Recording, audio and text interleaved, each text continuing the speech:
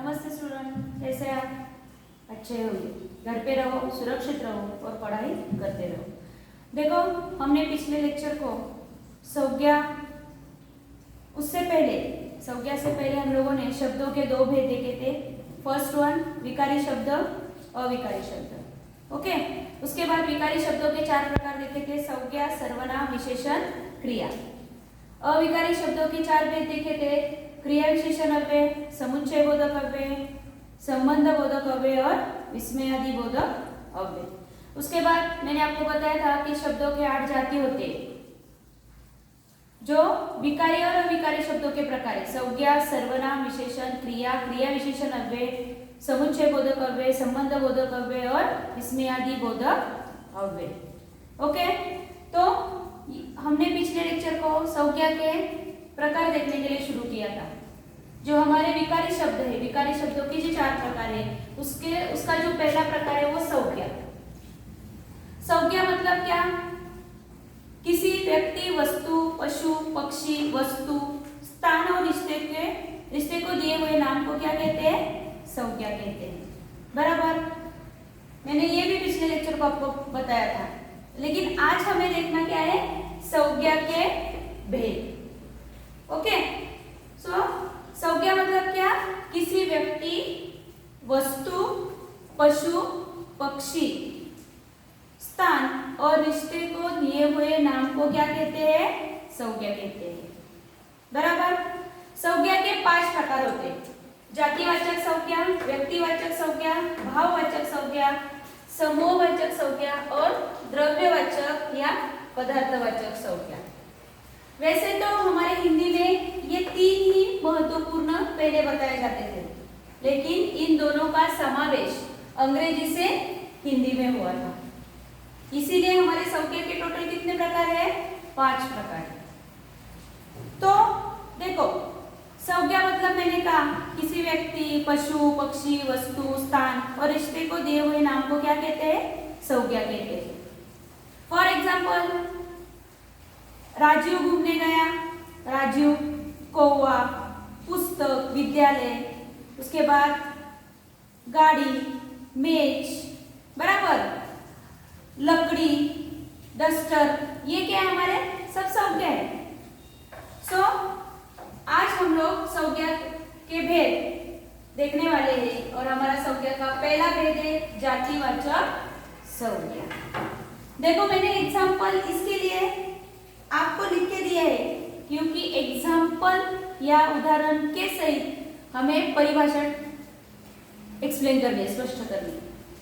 क्योंकि अगर मैंने आपको परिभाषा बताई उसके बाद एग्जाम्पल बताया तो भी चलेगा, लेकिन अगर एग्जाम्पल थ्रू गए तो वो परिभाषा हमें अच्छी तरह से समझ में आती है।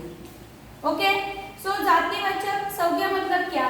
जिस संज्ञा से उसके पूरे जाति या वर्ग का बोध होता है उसे क्या कहते हैं? जातिवाचक संज्ञा।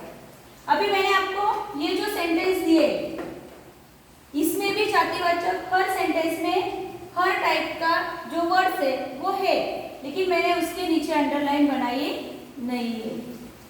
क्यों? क्योंकि मैं वो सिखाते समय आपको बताने वाली थी। Do you understand? तो देखो, जातिवाचक संज्ञा, वह भला आदमी है, आदमी, लड़का पुस्तक पढ़ रहा है, लड़का पुस्तक। ओके, अब आपको समझ में आएगा। जिस संज्ञा से उसके पूरे जाति या वर्ग का भेद होता है या बोध होता है उसे क्या कहते हैं? जातिवाचक संज्ञा कहते हैं। देखो,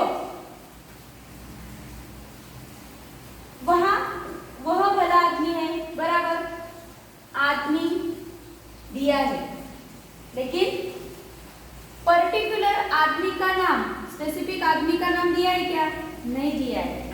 लड़का पुस्तक पढ़ रहा है, एग्जैक्ट या पर्टिकुलर पुस्तक का नाम दिया है क्या? नहीं दिया है।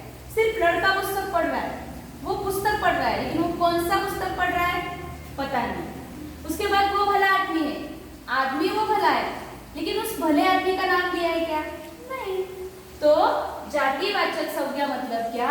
जिस संज्ञा से उसके पूरे जाति या वर्ग का बोध होता है जातिवाचक संज्ञा कहते हैं। ओके, पर्टिकुलर नाम नहीं दिया जाता, सिर्फ उसके जाति या वर्ग का पता चलता है। फिर भी यहाँ हमें समझ में आता है वो भला आदमी है। आदमी कौन सा भी हो, उसका नाम क्या कुछ भी हो, लेकिन वो आदमी है, इसीलिए ये लड़का पुस्तक पढ़ रहा है, यानी लड़का हो या पुस्तक हो या आदमी हो, यहाँ पे सिर्फ उन्होंने उनके जाति या वर्ग का क्या किया है, बोध करा के दिया है। और इस संज्ञा की परिभाषा वही है, जिस संज्ञा से हमें पूरे जाति या वर्ग का बोध होता है उसे क्या कहते हैं, जातिवाचक संज्ञा कहते हैं। समझ में आई? ये प्रकार समझ में आया आपको? ओके। व्यक्तिवाचक, दूसरा प्रकार कौन सा है, व्यक्तिवाचक संज्ञा। उसके नाम में ही दिया है, जिस संज्ञा से किसी विशेष व्यक्ति, विशेष प्राणी, विशेष वस्तु या विशेष स्थान का बोध होता है उसे क्या कहते हैं, व्यक्तिवाचक संज्ञा कहते हैं। मेरी परिभाषा केयरफुली सुनो, मैंने हर वर्ड्स के आगे विशेष वर्ड्स लगाया है, जो हमने जातिवाचक संज्ञा में देखा नहीं था, क्योंकि ये व्यक्तिवाचक संज्ञा है। और इसमें व्यक्तिवाचक संज्ञा कौन सी है, हमने हिंदी में बातचीत की, हिंदी ताजमहल यमुना के किनारे है। ओके, तो यहाँ पे ताजमहल और यमुना हिंदी समझ में आया? अभी यहाँ पे देखो, हमने परिभाषा क्या बताई थी, किसी विशेष व्यक्ति, विशेष वस्तु, विशेष स्थान या विशेष प्राणी को दिए हुए नाम को या जिससे उसका बोध होता है उसे क्या कहते हैं, व्यक्तिवाचक संज्ञा कहते हैं। बराबर है, सही बात है। हमने हिंदी में बातचीत की, हिंदी क्या हुई, यहाँ पे विशेष भाषा है। अगर हमने यहाँ पे लिख दिया होता हमने भाषा में बातचीत की, तो ये जातिवाचक में आएगा, भाषा में बातचीत की, लेकिन पर्टिकुलर भाषा का नाम दिया था क्या, नहीं, तो वहां पे जातिवाचक आएगा। बट हमने हिंदी में बातचीत की, सो हिंदी हमारी क्या हुई, भाषा हुई, और उसे विशेष नाम दिया हुआ है। ताजमहल यमुना के किनारे है। अभी ताजमहल और यमुना, ताजमहल विशेष स्थान है और यमुना विशेष नाम है। बराबर, मतलब विशेष वस्तु, विशेष प्राणी, विशेष स्थान को दिए हुए शब्दों को या जिससे बोध होता है उसे व्यक्तिवाचक संज्ञा कहते हैं। समझ में आया? ओके। थर्ड, भाववाचक संज्ञा, जिस संज्ञा से हमें किसी भाव का बोध होता है।